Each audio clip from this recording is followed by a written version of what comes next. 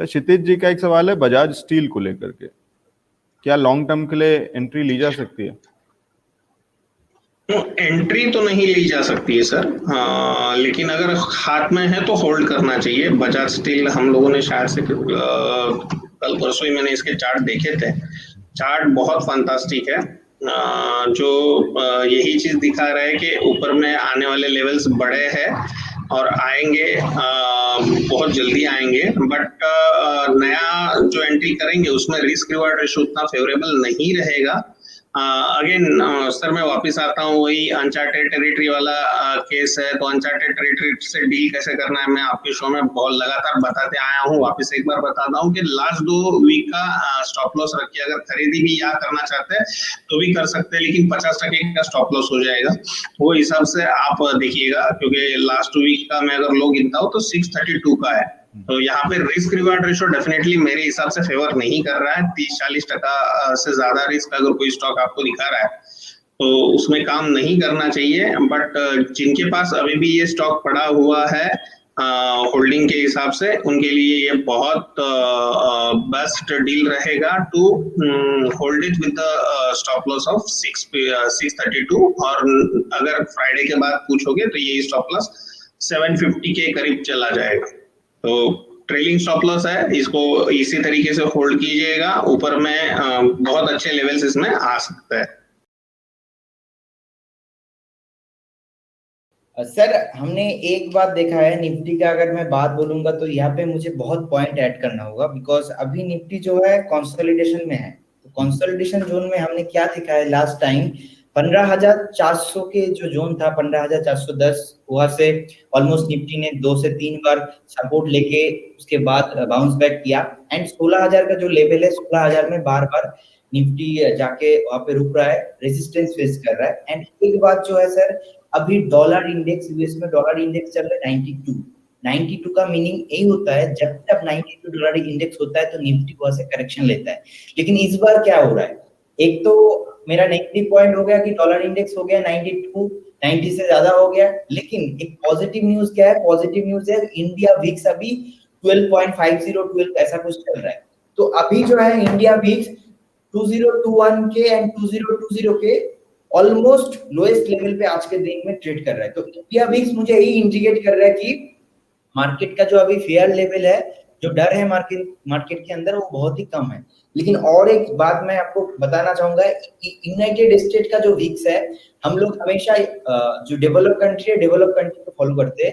तो यूएस का जो विक्स है 16 चल रहा है और हमारा विक्स चल रहा है 12।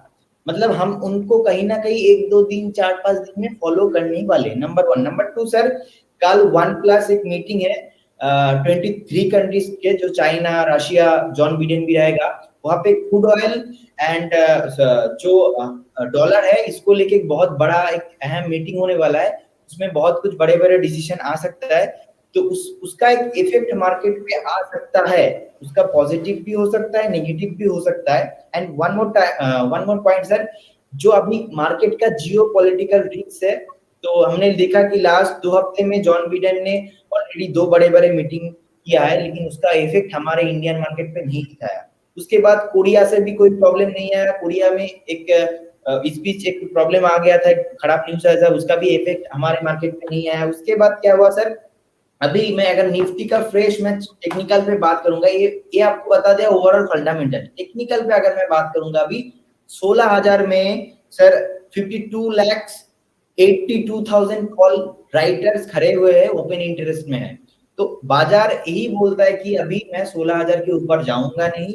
एंड नीचे में 15,400, तो 15,400 हो गया डाउन साइड जोन, एंड ऊपर में 16,000 जोन। ये जो 300-400 पॉइंट के अंदर बाजार घूमेगा, कंसोलिडेट करेगा। और एक बात मुझे अभी लग रहा है कि जैसे कि एक ट्रेंड चल रहा था 2020 का अक्टूबर नवंबर से, ट्रेंड चल रहा था, बाजार एक तरफा एक बुल रन में था। लेकिन तभी क्या हो रहा था, तभी ईटीएफ में पैसा लगाओ, म्यूचुअल में पैसा लगाओ, कोई भी फंड में पैसा लगाओ, पैसा आपका बढ़ेगा ही। लेकिन अभी मुझे लगता है कि महीना एक से 2 महीना मार्केट थोड़ा आसपास ही रहेगा, ज्यादा ऊपर ना ज्यादा नीचे, ऐसे कंसोलिडेट करने वाला है मार्केट। एंड हमें स्टॉक स्पेसिफिक जाना है।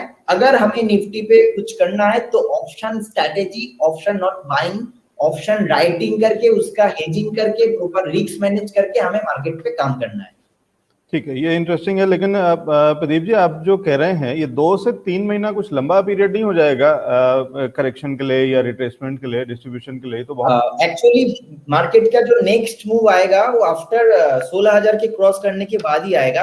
अगर 1 से 1.5 हफ्ते में बाजार 16,000 सक्सेसफुल क्रॉस करके क्लोजिंग देता है तो मैं तो डेफिनेटली बाइंग करूंगा एंड फिर से एग्रेसिव हो जाऊंगा। लेकिन ये जो जोन अभी फिलहाल मैं दिख रहा हूं, मैं जो होगा मैं उसको बिलीव नहीं करता। जो अभी मुझे स्क्रीन पे प्राइस दिख रहा है, बोलता है सर कि भाव भगवान है, तो मैं भाव पे ही बात करूंगा। अभी जब तक 16,000 नहीं क्रॉस करेगा तो मैं अभी करंट सिचुएशन में एग्रेसिव होके बाई नहीं करूंगा। और एक बात यही महीने में हमने देखा कि जब महीना स्टार्ट हुआ था कि डायरेक्ट निफ्टी 15,000 से एकदम 15,900 आ गया।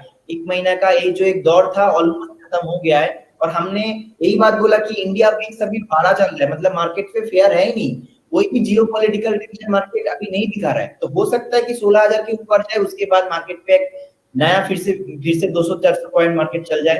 तो हमें बाय करना है 16,000 की क्रॉस करने के बाद ही, उससे पहले नहीं। ठीक है, ये इंटरेस्टिंग है और इसको उससे भी क्रॉस चेक करिए या उससे भी मिलाइए। तो अभी विशाल वाग जी जो हमें बता रहे थे कि अनचार्टेड टेरिटरी में जब कुछ होता है, और यहाँ पे अगर हम निफ्टी की बात करें तो वो भी अनचार्टेड टेरिटरीज में ही है। हमें अगर काम करना है तो स्टॉक स्पेसिफिक काम करना है, बिकॉज इंडेक्स के व्यू से मुझे लगता है निफ्टी के व्यू से बैंक निफ्टी में थोड़ा ज्यादा अपॉर्चुनिटी हमें मिल सकता है। लेकिन आप अभी जो अभी वर्ड यूज कर रहे हो सर कि हाँ निफ्टी लाइफ टाइम हाई है, yes definitely Nifty sir life time high में। उसके कंपैरिजन में अगर हम बैंक निफ्टी को देखेंगे तो बैंक निफ्टी उसका ब्रदर है, बड़ा भाई है, लेकिन बैंक निफ्टी अभी भी लाइफ टाइम हाई में गया नहीं। तो बैंक निफ्टी जाने वाला है, बैंकिंग स्टॉक पे मुझे लगता है कि अभी अच्छा अपॉर्चुनिटी मिल सकता है निफ्टी के कंपैरिजन। सर इस बाजार में मुझे मैं हमेशा से सर एक ही बात बोलता हूँ कि हमें पोजिशनल ट्रेडिंग करना है। एंड पोजिशनल ट्रेडिंग के अंदर एक स्टॉक जो मुझे अभी बहुत ही अच्छा लग रहा है, मैं पहले आपको स्टॉक का नाम बता देता हूँ। स्टॉक का नाम है गुजरात सिद्धि सीमेंट। तो स्टॉक का अभी भाव चल रहा है सर 47। तो अभी क्या है, गुजरात GUJARAT, हाँ गुजरात सिटी सीमेंट। तो अभी क्या है सर, बहुत सारे सीमेंट स्टॉक हमने देखा ऑलरेडी भाग गया है, लेकिन यही जो ऐसा एक स्टॉक है अभी फिलहाल चला नहीं है। गुजरात गैस बढ़ गया, उसके बाद बहुत सारे गुजरात कंपनीज बढ़ गया, लेकिन गुजरात के अंदर एक ही स्टॉक है जो गुजरात सीमेंट, ये अभी चला नहीं है। सेकेंड थिंग क्या है, कंपनी ने क्या किया, मैं सर हमेशा 2 चीज फोकस करता हूँ। मैं कभी भी टेक्निकल को फोकस नहीं करता, कभी भी फंडामेंटल को मैं टारगेट नहीं करता। मैं टेक्नो फंडा रिसर्च हमेशा करके लेके आता हूँ। और अभी जो मैं अभी बताने वाला हूँ आपको जानने के बाद आपको बहुत अच्छा लगेगा कि कंपनी ने क्या किया सर। कंपनी का जो डेट था, जो लोन था, कंपनी ने लास्ट 1 से 1.5 महीने में ऑलमोस्ट कम कर दिया है, नहीं के बराबर।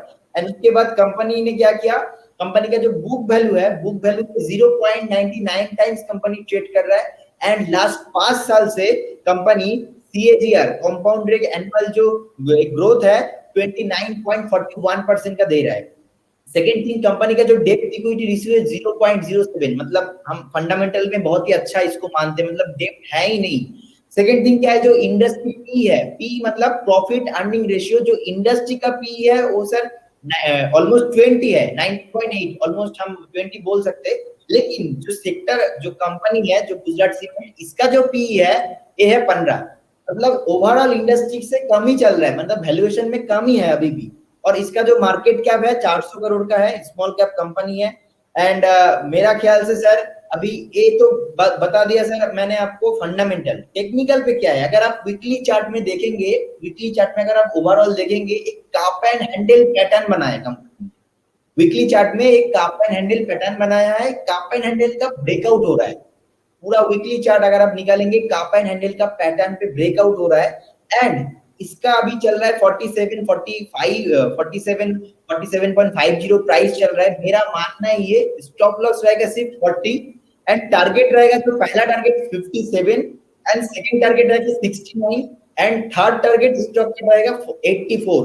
मतलब स्टॉक का इतना पोटेंशियल है कि स्टॉक यहाँ से ऑलमोस्ट डबल भी हो सकता है, बिकॉज फंडामेंटली इतना स्ट्रॉन्ग है। टेक्निकल मैंने मैच कर दिया, technical cup and handle pattern एक जो हमेशा मतलब एक बहुत नीचे आ रहा था, उसका जो एक पूरा एक पैटर्न है, वो पैटर्न हायर हाई कंटिन्यूअसली बना रहा है। एंड अभी क्या है, बहुत सालों के बाद बहुत दिनों के बाद ऑलमोस्ट 45 का जो जोन है, 45 के जोन के ऊपर स्टॉक सक्सेसफुली ट्रेड कर रहा है एंड नीला खुला आकाश में स्टॉक जाने के लिए अभी रेडी है। तो मेरा मानना ये सर, स्टॉक अभी चल सकता है। ठीक है। GSCL सीमेंट, गुजरात सिद्धि सीमेंट लिमिटेड, इसमें कह रहे हैं प्रदीप जी कि अनचार्टेड टेरिटरीज में जा सकता है, जिसको नीला खुला आसमान कह रहे हैं वो, कि ये आसमान तक जा सकता है, स्काई इज द लिमिट जैसी चीज है। उमेश जी, एक आज हम कुछ एक एक्सपर्ट से हम बात कर रहे थे और उस पर 1 मिनट आपका भी लेना चाहूंगा कि एक चीज है, एक फिनोमिनन है जिसको कहते हैं हम अनचार्टेड टेरिटरी। कोई स्टॉक अनचार्टेड टेरिटरी में चल रहा है और अगर मैं गलत नहीं हूं तो शायद आज की तारीख में हमारा इंडेक्स भी अनचार्टेड टेरिटरी में चल रहा है। क्या होता है अनचार्टेड टेरिटरी और इसके अंदर में कैसे काम करना चाहिए? क्या कुछ ऐसी चीजें, कुछ ऐसे पॉइंटर्स जो आप हमें बता सकें कि ऐसे 5 बातें जो हमें ध्यान रखनी चाहिए या उसको देखना चाहिए जब अनचार्टेड टेरिटरी में या तो बाजार हो या कोई स्टॉक हो? देखिए, अभी अगर मैं इस बात पे मैं थोड़ा सा बताना चाहूँ कि जैसे कि हम इंडेक्स में देख रहे हैं कि कोई भी ऐसी मूवमेंट नहीं है जो वन साइडेड आपको देखने को मिल रही है। बोथ साइड मार्केट वर्क कर रहा है और मार्केट काफी हद तक, अगर आप देखेंगे इंडेक्स को, अगर मैं निफ्टी का चार्ट देखता हूँ तो काफी हद तक इसे कंसोलिडेट भी कह सकते हैं। अगर यहाँ पे हमारे सामने अगर आप निफ्टी का चार्ट देखते हैं तो निफ्टी के चार्ट में अगर आप यहाँ पे 2 हफ्ते से अगर मैं देखूं तो बहुत ज्यादा कोई मेजर मूवमेंट आपको मार्केट में देखने को नहीं मिली है। तो यहाँ पे मैं आपको सिर्फ बताना चाहूंगा, यहाँ पे आप ऑप्शंस में काम करके पैसा बना सकते हैं। अगर आप ऑप्शन राइटिंग करना चाहते हैं, अगर आप ऑप्शन राइटिंग आपको पसंद है या फिर आपके पास इतना फंड है, क्योंकि ज्यादातर लोग ऑप्शन राइटिंग नहीं कर पाते, उनका रीजन ये होता है क्योंकि उनके पास इतने फंड अवेलेबल नहीं होते। ऑप्शन राइटिंग में रिटर्न तो कम मिलता है, बट यहाँ पे इस सिचुएशन पे आप अच्छी तरीके से ट्रेड करके पैसा बना सकते हैं। जैसे मैं आपको एक एग्जांपल देना चाहूंगा कि आप एक स्ट्रैंगल की पोजीशन यहाँ पे क्रिएट कर सकते हैं। स्ट्रैंगल जैसे कि आप ऊपर की कॉल और नीचे की पुट शॉर्ट कर सकते हैं, बट और इसी तरीके से अगर मार्केट पूरी तरीके से कंसोलिडेट होता है तो यहाँ पे उसका जो थीटा डीके का बेनिफिट है वो आपको यहाँ पे मिल सकता है। ठीक है, तो मैं अगर ठीक समझ रहा हूँ तो आप ये कह रहे हैं कि इस जब रेंज बाउंड मार्केट है और इस तरीके के लेवल में काम कर रहा है तो वहां पे दोनों तरीके की पोजीशन बना करके, स्ट्रैंगल का मतलब दोनों तरफ से आपने बांध लिया तो दोनों तरफ में से किसी भी तरफ जाएगा तो आपको मुनाफा होगा या आपका सेफ्टी रहेगी, और दोनों चीजें होंगी कि एक तो पैसा आपका सेफ भी है और दूसरी तरफ आपको दोनों साइड में पैसे कमाने का मौका होगा, क्योंकि एक ऐसे लेवल्स पे जहाँ पे बाजार दोनों तरफ जा सकता है। ठीक कह रहा हूँ सर? जी बिल्कुल। और दूसरी बात यह है कि इसमें थोड़ी सी इस बात का भी ध्यान रखना पड़ता है कि कई लोग क्या करते हैं, ऑप्शन बाइंग करना ज्यादा पसंद करते हैं। मैं भी ऑप्शन बाइंग करता हूँ, सेलिंग भी करता हूँ, बट ऑप्शन बाइंग में लोग गलती ये कर देते हैं कि वो वीकली एक्सपायरी पे काम करना ज्यादा पसंद करते हैं। उन्हें लगता है कि प्रीमियम बहुत कम है तो यहाँ पे हम काम कर लेते हैं। और इस सिचुएशन पे अगर मार्केट थोड़ा भी कंसोलिडेट होता है, मैं ये नहीं कह रहा कि उनके अगेंस्ट जाता है, बट अगर मार्केट कंसोलिडेट होता है पूरी का पूरा प्रीमियम उनका जीरो होने के पूरे आसार होते हैं। तो यहाँ पे अगर आप ऑप्शन राइटिंग भी करते हैं तो मैं आपको कहना चाहूंगा कि डीप ओटीएम सेल करिए। डीप ओटीएम सेल करने से बेनिफिट ये होता है, ठीक है, प्रीमियम कम रहता है उसमें, और पूरा थीटा डीके का जो बेनिफिट है आपको पूरी तरीके से उसमें मिल जाएगा। और वीकली एक्सपायरी पे भी आप डीप ओटीएम सेल करके पैसा कमा सकते हैं। सबसे पहले तो ये बताइए सर कि निफ्टी कैसा दिख रहा है? ये दायरा ऐसे ही रहेगा, कब तक रहेगा? कुछ लोग, आज तो मैं कुछ एक एक्सपर्ट कह गए, एनालिस्ट कह गए कि 2 से 3 महीने तक ये इसी तरीके से रहेगा। आप क्या सहमत हैं या आपको लगता है कि जल्दी ही दायरा टूट करके कोई एक डायरेक्शन हमें मिलेगा? देखिए लवली जी, अब सिचुएशन ऐसी नहीं है कि हम इतने लंबे ड्यूरेशन के लिए कंसोलिडेशन करें। नो डाउट काफी स्ट्रॉन्ग अप मूव आया है 1.5 सालों में, तो इसका मतलब ये नहीं है कि ऑब्वियसली कि इस तरीके के रिटर्न्स साल दर साल कंटिन्यू रहे। ये चीज हमने पहले भी बात की थी, अभी भी, मगर मुझे लगता है कि इंडेक्स में पोटेंशियल है यहाँ से गेन्स ऐड करने का। अगर बिल्कुल शॉर्ट टर्म पे अगर बात करें तो देखिए, महीने की शुरुआत में करीब 1500-600 पे थे, तो अभी 800 पे हैं, तो कोई खास बढ़त हासिल नहीं की है इंडेक्स ने, ये बात सही है। बट अगर आप देखेंगे इंट्राडे बेसिस पे, शॉर्ट टर्म बेसिस पे, कि जब पिछले 2 लोज थे इंडेक्स ने जो बनाए हैं वो हायर लोज थे, उसका सिग्निफिकेंस मैं समझाने की कोशिश करता हूँ कि जब कभी भी मार्केट एक रेंज में है और आपको डायरेक्शन का अंदाजा नहीं लग रहा है तो आपको एटलीस्ट हाई और लोज जरूर देखने चाहिए बाजार के, कि ड्यूरिंग दिस कंसोलिडेशन ये इसके लोअर हाइज बन रहे हैं, लोअर लोज बन रहे हैं, किस तरीके से, तो उससे आपको ट्रेंड की पॉसिबिलिटी की किस तरीके का ब्रेकआउट हो सकता है उसका अंदाजा लगेगा। तो जस्ट फॉर एग्जांपल से पिछले करीब जो अगर आप देखेंगे 2 लोज, पहला लो हमने बनाया था करीब 15,450 के अराउंड पे, उसके बाद फिर हमने जो एक हायर लो बनाया 15,650 के ऊपर। अब जो कल के 2 सेशन के कंसोलिडेशन या प्रॉफिट टेकिंग के बाद आज फिर हम देख रहे हैं एक रिबाउंड। तो अभी तक हमारे हायर लोज इंटैक्ट हैं, जब तक मेरे हिसाब से 15,650 इंटैक्ट है तब तक पॉजिटिव बायस की पॉसिबिलिटी ज्यादा है, और जो हम 15,900 के ब्रेकआउट की वेट कर रहे हैं उसकी पॉसिबिलिटी भी काफी ज्यादा है।